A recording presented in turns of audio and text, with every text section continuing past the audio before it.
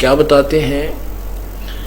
लागी का मार्ग और है, लगे चोट कालजा करके। लागी का मार्ग और है, लगे चोट कालजा करके। लगे चोट कालजा करके, लगे चोट कालजा करके। लागी का मार्ग और है, लगे चोट कलेजा करके। कलेजा करके परमात्मा कहते हैं, कबीर बैद बुलाइया पकड़ के देखी बाँ। बैद न बेदन जाने ही मेरा करक कलेजे माँ।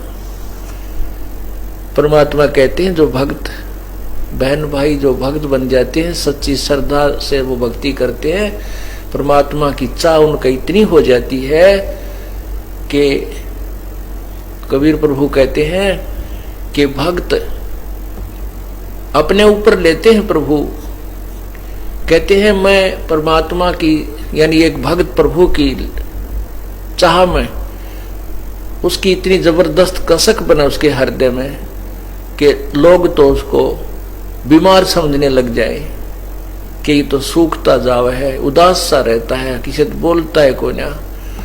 तो परमात्मा कहते हैं मेरी ऐसी स्थिति होगी, मेरी मीन भक्त की, जो सच्चा भक्त होता है, श्रद्धा से जो भक्ति करता है। कहते हैं कबीर बैद बुलाइया पकड़ के देखी बाँ। के वैद घर वालों ने सोचा है बच्चा बीमार हो गया, लड़का हमारा भाई बहन जो भक्ति कर रहा है, जो ना बोलता ना कोई हमारे से बात करता, गुमसुम सा रहता है। और डॉक्टर बुला लिया वैद, उसने नाड़ी देखी, जो कहे वैद ना वेदन जान ही, मेरे दुख ने वैद नहीं जान सका क्योंकि मेरा करक कलेजे में, मेरे तो उस भगवान की तड़फ है कालजे में, दिल में वह करक लाग रही है, वह कसक है। करक माने चीज, एक विशेष चाह होती है किसी वस्तु की, तड़फ। तो क्या कहते हैं, लागी का मार्ग और है, लगे चोट काल जा करके। लगे चोट काल जा करके, लगे चोट काल जा करके। लागी का मार्ग और है, लगे चोट काल जा करके। बन बीच भरतरी भूप ने एक मारा ताण निशाना। बन बीच भरतरी भूप ने एक मारा ताण निशाना। कोई घड़ी सदी थी आवन की, साधु का हो गया आना। कोई घड़ी सदी थी आवन की, साधु का हो गया आना। ये कोई मुआ मर्ग जवा दियो, नत तार धरो न बाणा। ये मुआ मर्ग जवा दियो, नहीं तार धरो न बाणा। वो जिंदा कर दिया डोर था, शिष बना परीक्षा करके। शिष बना परीक्षा करके, शिष बना परीक्षा करके। लागी का मार्ग और है, लगे चोट कलेजा करके। लगे चोट कलेजा करके, लगे चोट कालजा करके। लागी का मार्ग और है, लगे चोट कलेजा करके। गोपी चंद योगी हो गए, जिन ले लिया भगमा बाणा। गोपी चंद योगी हो गए, जिन ले लिया भगमा बाणा। गुरु महल जनान बेजते डोडी पे अलख जगाना, गुरु महल जनान बेज थे डोडी पर अलख जगाना। भोजन 3600 त्याग के भिक्षा का भोजन खाना, व्यंजन 3600 त्याग कर भिक्षा का भोजन खाना। तन पड़ गया कमजोर था, ना खाया उदर वर्क, ना खाया उदर वर्क, ना खाया उदर वर्क। लागी का मार्ग और है लगे चोट काल जा करके, लगे चोट काल जा करके, लग चोट काल जा करके। लागी का मार्ग और है लग चोट कले जा करके। बाजीद कहे उठाओ ऊंट को, लोग कहें ये मुआ। बाजीद कहे उठाओ ऊंट को, लोग कहें ये मुआ। रही उठन वाली चीज नहीं, गया ओढ़ सलानी सुआ। रही उठन वाली चीज नहीं, गया ओढ़ सलानी सुआ। कुछ नक्सक बिगड़ा है नहीं, बाजीदा अचरज हुआ। कुछ नक्सक बिगड़ा है नहीं, बाजीदा अचरज हुआ। जिन करया अचंबा गोर है, तजा राज काल से डर के, तजा राज काल से डर के, तजा राज काल से डर के। लागी का मार्ग चोट कले जा करके, लग चोट जा करके, लग चोट काल जा करके। लागी का मार्ग और सुल्तानी मगन बैराग में, जिन तज दिया बलख बुखारा। सुल्तानी मगन बैराग में, जिन तज दिया बलख बुखारा। कद पालकियां में चालते आज ठालिया गुदड़ बारा। कद पालकियों में चालते आज ठालिया गुदड़ बारा। सब संगी छोड़ी रोवती रोवे था कुणबा सारा। सब संगी छोड़ी रोवती रोवे था कुणबा सारा। वो शोर मचारण वास में, ना देखा पीछा फिर के, ना देखा पीछा फिर के, ना देखा पीछा फिर के। लागी का मार्ग और है लग चोट काल। कुएं में शेख फरीद ने किसी मीठी बोली भाषा। कुएं में शेख फरीद ने किसी मीठी बोली भाषा। तुम चुन चुन कागा खा लियो मेरे हाडों पर का मासा। तुम चुन चुन कागा खा लियो मेरे हाडों पर का मासा। मेरे दो नैना मत छेड़ना मोहे राम मिलन की आशा। मेरे दो नैना मत खाइयो मोहे राम मिलन की आशा। जिन करी तपस्या गोर थी वे हुए आश्रय अर्क। वे हुए आश्रय हर्क। वो हुए आश्रय अर्क। लागी का मार्ग और है लग चोट करे जा कर। लग चोट काल जा करके, लग चोट काल जा करके, लागी का मार्ग। पीपा दरिया में कूद गया जिन कैसी करी डठाई, पीपा दरिया में कूद गया जिन कैसी करी डठाई। वह नर पाड़ा जीत गए जिन सिर धड़की बाजी लाई, वो नर पाड़ा जीत गए जिन सिर धड़की बाजी लाई। कह मंगलानंद चेतियो तुम सोच समझ मेरा भाई, कह मंगलानंद चेतियो कुछ सोच समझ मेरा भाई।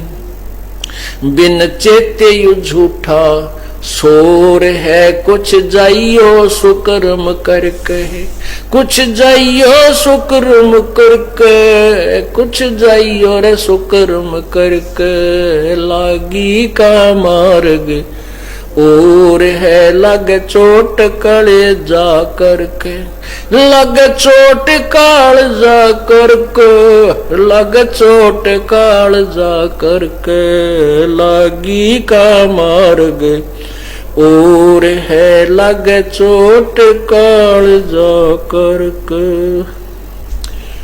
अब क्या बताते हैं कि परमात्मा की भक्ति में इतनी श्रद्धा आपकी हो जावे कि आपके मीठी मीठी कसक बनी रहे प्रभु के प्रति, भक्ति के प्रति। तो किन किन को ये कसक लगी, किन के कलेजे में करक लगी, उनके विषय में एक साधु ने बताया है। मंगलानंद जी के बता रहे हैं, देखो पुण्यात्माओं, जो भी प्रभु की प्राप्ति का प्रयत्न करता है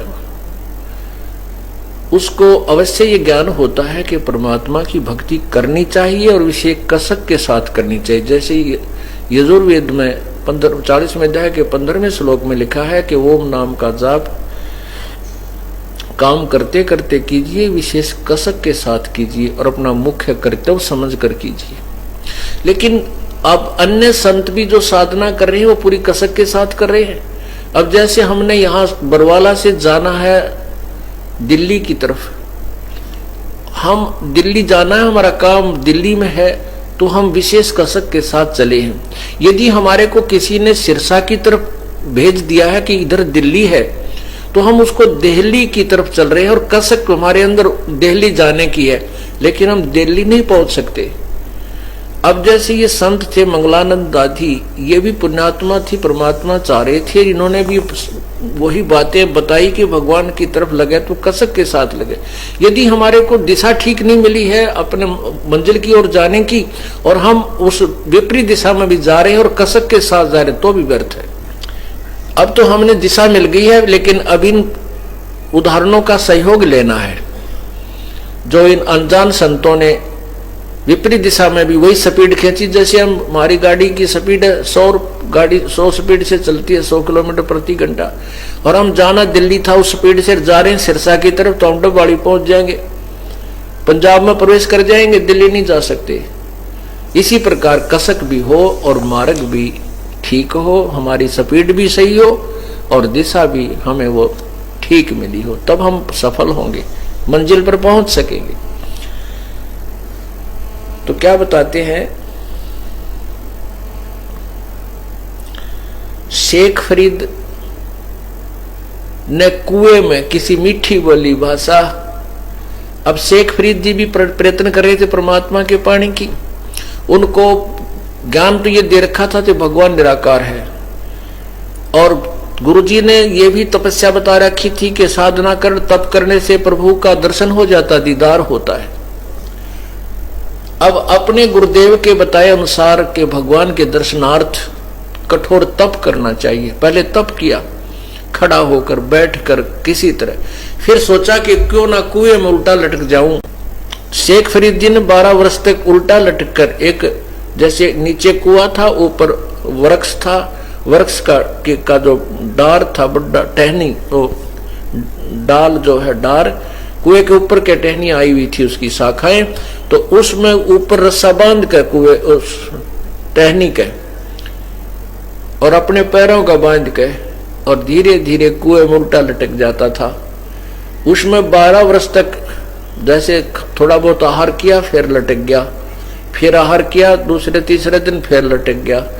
ऐसे 12 वर्ष में 1.25 मन अन्न खाया था शेख फरीद ने, 50 किलो 12 वर्ष में। तो देख लो, एक वर्ष में 365 दिन होते हैं, कितना आहार प्रतिदिन उसको ने लिया होगा। मेरे ख्याल में 100 ग्राम भी बाट नहीं आता, 10 ग्राम बल्कि।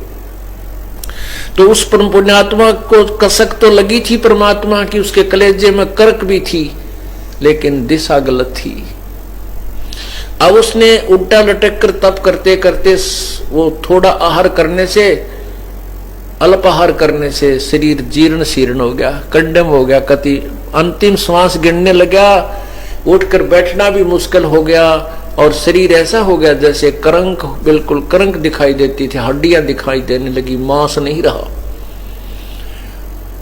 अब जब वो बाहर आके सुस्ता रहा था, ऐसे शेख फरीद जी लेटा हुआ था, कौवे आकर माथे पर बैठ गए और निशाना साध लिया कि आंख काट निकाल लेते हैं इसकी, ये मुर्दा पड़ा है। क्योंकि उसके शेष शरीर पर मांस नहीं था, क्योंकि इतना कमजोर हो गए थे अधिक साधना करने से और आहार न करने से। तब शेख फरीद ने आवाज की थी, भाई कौव्यो, मेरे शरीर का कहीं तुम्हें मांस नजर आता, वहां से खा लीजिए मेरे मांस को, मेरी ये आंखें मत छेड़ो। तो इस प्रकार वो जो कौवे उसको खाने लगे तो कुएं में वो वापस चले गए शेख फरीद जी, और ये कहते हुए कि बे कौवे, अगर मेरे शरीर पर कहीं मांस हो तो इसको खा लीजिए, मेरी आंखें ना छेड़ना, मुझे परमात्मा के दर्शन की आशा है, हो सकता है मुझे कभी भगवान अल्लाह दीदार दे, दर्शन दे दे। ये कहता हुआ उल्टा ही कुएं में सरक गया और बुरी तरह रोने लग गया, बहुत बुरी तरह।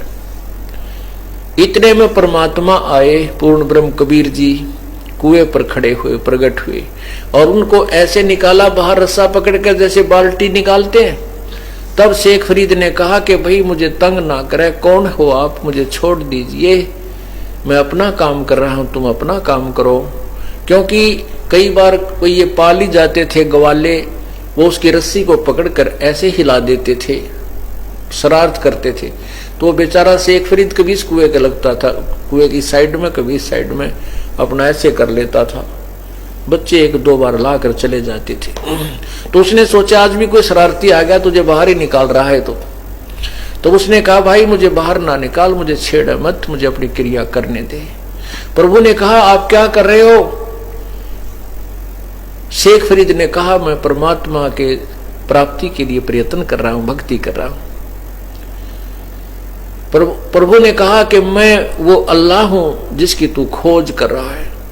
अब शेख फरीद कहने लगा कि मजाक मत करे मेरे साथ, अल्लाह ऐसा नहीं होता। परमात्मा ने कहा, अल्लाह कैसा होता है कि वो तो बेचून है, बेचून मीन अनविजिबल, फॉर्मलेस, वो दिखाई नहीं देता, निराकार है। तो कबीर परमेश्वर ने कहा कि बोली आत्मा, पहले ये तो विचार कर तुम बोल क्या रहा है। एक तरफ तो कह रहा है कि भगवान के दीदार के लिए, अल्लाह के दीदार के लिए, दर्शन के लिए, उसको देखने के लिए, साक्षात्कार करने के लिए मैं साधना कर रहा हूं, और दूसरी तरफ उसको निराकार भी बता रहा है। निराकार का तू देखेगा क्या? अब एकदम वो कहते ना, गामकार ज्ञान का तो चमका ऐसा लग गया करे, एकदम उसकी चौंध टूट गई कि तेरा गजब हो। यो कह रहा हूं भगवान को देखूंगा, और उधर से थ्योरी बता रही है हमारी को निराकार है। फिर निराकार का देखना क्या है? देखना साकार का होता है, साक्षात्कार साकार का होता है, निराकार का नहीं होता। तो अब उसने शेख फरीद को इतना तो हो गया कि ये भगवान नहीं है तो अल्लाह के बारे में जानकार अवश्य है। इसने तो एक के बात में, एक के पॉइंट में सारा इतना काम सुलटा कर दिया, चरण पकड़ दिए उल्टा लटके लटके के, हे संत जी, मुझे अल्लाह प्राप्ति की विधि बता दे। तब प्रभु ने कहा, मैं इसी काम से आया हूं, आओ मैं तुझे परमात्मा प्राप्ति की विधि बताता हूं। पहले कुछ आहार कर, ताकि तेरा शरीर काम करने जोगा हो जा। इस शरीर को किसे क्या दुश्मनी थी, तूने ऐसा बुरा हाल कर लिया इसका। इसको भोजन कर, आहार कर, ज्यादा ना खाओ, इतना कम भी ना खाओ कि सारी आंत इकट्ठी हो जा, कड़ टेढ़ी हो जा। तो और ज्यादा भी मत खाओ। प्रथम अंदर संयम राखे, योग युगत सब सतगुरु वाखे। तब कबीर परमेश्वर ने उस शेख फरीद को वो विधि बताई परमात्मा अपने ही पाने की। देखो, परमात्मा के दर्शन से नहीं, उसके नाम की कमाई करने से सतलोक में वास होगा। दर्शन तो कबीर साहब के लाखों लोगों ने 64 लाख से हुए थे तब किए थे, लेकिन मोक्ष उनके द्वारा बताई गई विधि से ही होगा जो दास आपको बता रहा है, सत साहिब। और ये यथार्थ विधि को आपने कसक के साथ करना है। देखो, हमने जो काम करते हैं उसमें कसक होगी तो हम उधर मंजिल की तरफ अग्रसर रहेंगे। तो अब आपको मंजिल भी की ओर जाने का मार्ग भी सही मिल गया। इसके लिए कहते हैं, समझा है तो सर दर पाओ और बहुर नहीं रे ऐसा दाओ।